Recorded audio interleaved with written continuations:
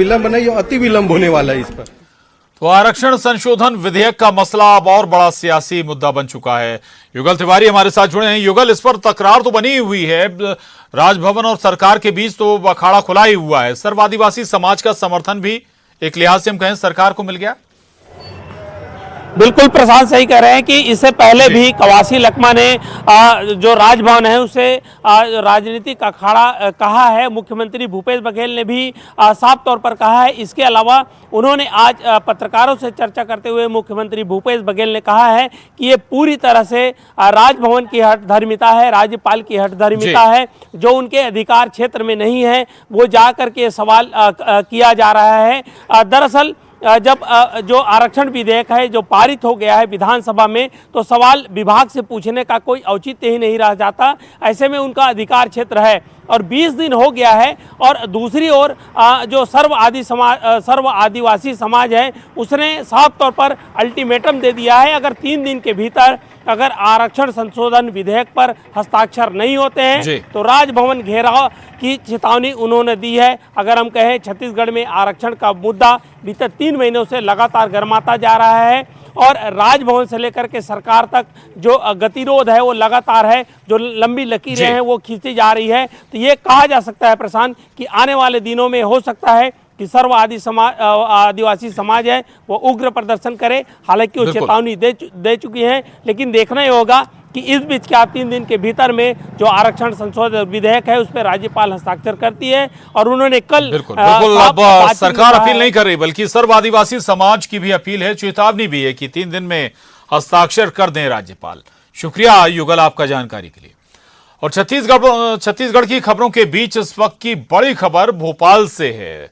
विधानसभा के शीतकालीन सत्र में बड़ा अपडेट है। विपक्ष का अविश्वास प्रस्ताव अस्वीकार कर दिया गया। ध्वनि मत से अस्वीकार हुआ अविश्वास प्रस्ताव। विधानसभा की कार्यवाही अनिश्चितकाल के लिए स्थगित कर दी गई। तो ये बड़ी खबर है भोपाल से। विधानसभा के शीतकालीन सत्र से जुड़ा ये बड़ा अपडेट है। विपक्ष का अविश्वास प्रस्ताव अस्वीकार हो गया है।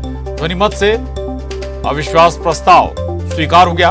और आपको बता दें विधानसभा की कार्यवाही अनिश्चितकाल के लिए स्थगित कर दी गई है। तो विपक्ष का अविश्वास प्रस्ताव ध्वनि मत से अस्वीकार हो गया है। ये बड़ी खबर इस वक्त की। विपक्ष अविश्वास प्रस्ताव लेकर आया था और बहस भी हुई और इसके बाद ध्वनि मत से अविश्वास प्रस्ताव अस्वीकार कर दिया गया। तो ये बड़ी अपडेट मध्य प्रदेश विधानसभा से जुड़ी हुई। विपक्ष का अविश्वास प्रस्ताव ध्वनि मत से अस्वीकार हो गया है।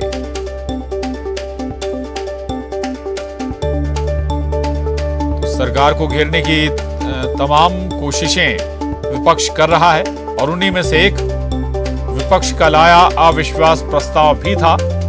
हालांकि ये अविश्वास प्रस्ताव ध्वनि मत से खारिज हो गया। तस्वीरें भी हम आपको दिखा रहे थे विधानसभा के अंदर की।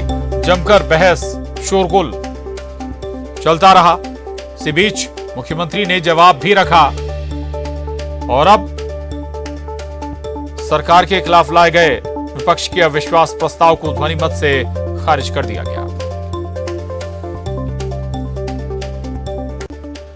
और अगली खबर का रुख करेंगे। आपको बता दें केंद्रीय मंत्री नितिन गडकरी ने मुख्यमंत्री भूपेश बघेल की तारीफ की है। सरकारी दफ्तरों में गोबर पेंट के इस्तेमाल पर उन्होंने जमकर तारीफ की। ट्वीट कर केंद्रीय मंत्री नितिन गडकरी ने लिखा है, सीएम भूपेश बघेल की तारीफ की है।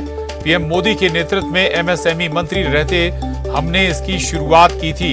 प्राकृतिक पेंट किसानों को रोजगार का नया अवसर प्रदान करेगा जिससे देश के किसानों को लाभ होगा। सीएम भूपेश बघेल ने केंद्रीय मंत्री को धन्यवाद दिया है इस पर।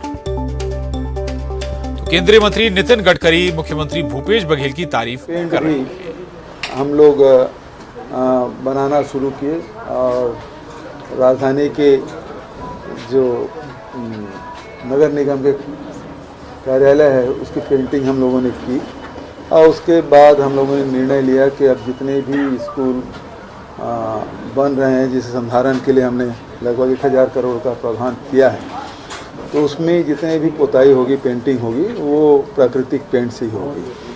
तो इस फैसले का गडकरी जी ने स्वागत किया है। वैसे गडकरी जी हमेशा नवाचार करने के लिए प्रसिद्ध हैं और ऐसे कार्यों को प्रोत्साहित भी करते हैं। तो आज उनका और रायपुर से बड़ी खबर है, एसआई अभ्यर्थियों का प्रदर्शन शुरू। मांगों को लेकर नारेबाजी कर रहे हैं अभ्यर्थी। परीक्षा की तारीख घोषित करने की मांग की गई है।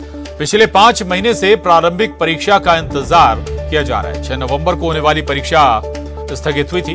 व्यापम ने अब तक जारी नहीं की है तारीख।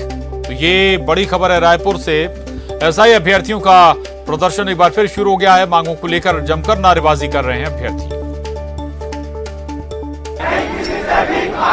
रायपुर में एसआई भर्ती के अभ्यर्थियों का प्रदर्शन चल रहा है। यहाँ के बूढ़ा तालाब धरना स्थल में मैं मौजूद हूँ और तस्वीरें देखिए कि तमाम जो अभ्यर्थी हैं वो यहाँ पर पहुंचे हुए हैं। सरकार के खिलाफ नारेबाजी चल रही है और मांग एक ही है कि सब इंस्पेक्टर भर्ती की जो है परीक्षा आयोजित की जाए। कुछ लोगों से बात करने की कोशिश करते हैं। क्या कहेंगे सर? 2018 से हमारा एसआई वैकेंसी लंबित है। हम भूपेश बघेल जी से यही प्रार्थना करते हैं कि हमारा जल्द से जल्द शेड्यूल जारी हो, हमारा प्री का एग्जाम हो। हम 4 साल से पढ़ के एकदम हताश हो गए हैं, तभी रोड में निकलना पड़ा।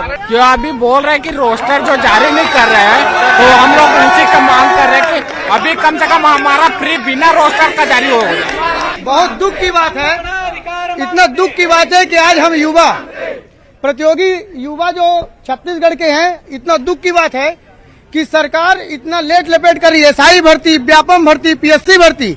आज ये युवा sub inspector, deputy collector, DSP बन के भीड़ को रोकते, आज ये भीड़ बन के बिलासपुरा है। कितनी दुख और दुर्भाग्य की बात है। तो हम सरकार से निवेदन करते हैं, हाथ जोड़ के बोलते हैं कि हम युवाओं का भविष्य देखते हुए भविष्य में ऐसा न हो। फिलहाल पूरे प्रदेश भर के जितने भी अभ्यर्थी हैं वो राजधानी रायपुर में इकट्ठे हुए हैं और एक तरह से लामबंद हो गए हैं कि जल्द से जल्द ये परीक्षा होनी चाहिए। फिलहाल सरकार इस बारे में क्या निर्णय लेती है ये देखने वाली बात होगी। कैमरा पर्सन राजेंद्र सिंह चौधरी के साथ देवव्रत भगत, न्यूज 18। और देवव्रत भगत हमारे साथ जुड़े इस खबर पर। देवव्रत, प्रदर्शन भी हो रहा है, जमकर प्रदर्शन मांग हो रही है। दिक्कतें कहाँ है, कहाँ परेशानियां हैं, क्यों व्यापम जारी नहीं कर रहा अभ्यर्थियों के लिए नई तारीख?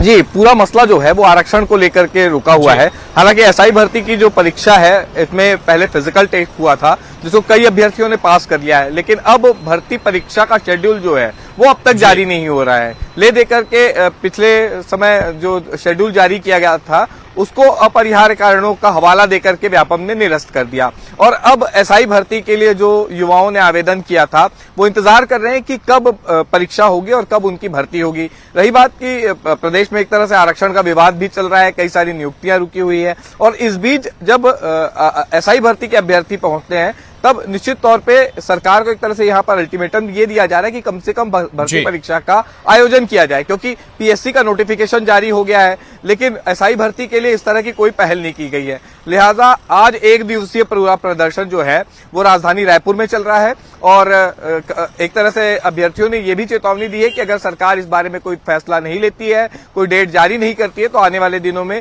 उग्र आंदोलन किया जा सकता है। जी बिल्कुल, आने वाले दिनों में और उग्र आंदोलन हो सकता है। बहुत शुक्रिया देवव्रत पूरी जानकारी के लिए। आगे बढ़ेंगे। बलौदा बाजार से बड़ी खबर है। सीएम भूपेश बघेल ने अधिकारियों को फटकार लगाई। बैंक अधिकारियों और नगर पंचायत सीएमओ को जमकर फटकार लगाई। स्व सहायता समूह की महिलाओं के खाते में पैसा नहीं आने की शिकायत मिली थी। वर्मी कंपोस्ट में काम करने के बाद पैसा नहीं देने का आरोप है। इसी के बाद मुख्यमंत्री ने फटकार लगाई। मंच पर ही सीएम ने बैंक अधिकारियों की जमकर क्लास लगाई। सीएम ने कहा कि महिलाओं के खाते में पैसा नहीं गया तो सोच लेना आप। या तो वो फिर आंकड़ा गलत बता रही है, माइक मुख पता ली जाएगी, कुछ गलत आंकड़ा हो सकता है। बताओ आवेदन देते हैं, वो नाम दे दे। आवेदन नहीं काका, नगर पंचायत में जाके बोलता तो मिल ही पैसा बोलते। अच्छा, नगर पंचायत सीएमओ, नगर पंचायत सीएमओ है, बुला लो भाई, बुलाओ उसको। माँ कसम भैया, नगर पंचायत सीएमओ गायब है, नहीं है। कलेक्टर साहब इसको चेक करो, है ना, फोन करके पूछो इसको, जब 400 क्विंटल से अधिक के वर्मी कंपोस्ट बनाए तो खाते में पैसा क्यों नहीं गया है ना, उसको वहां भेजे कि नहीं भेजे, मतलब राज्य सरकार को भेजा कि नहीं भेजा, उसका पेमेंट आया कि नहीं आया, पेमेंट आया बैंक के खाते में कितना है और बैंक के खाते में पैसा आ गया है, तो ये स्व सहायता समूह खाते में क्यों नहीं गया? ठीक है, और यदि पैसा आ गया होगा और आप इनके खाते में नहीं डाले होंगे, हाँ तो फिर समझ लीजिए आप। कलेक्टर साहब चेक कर मुझे बताइए।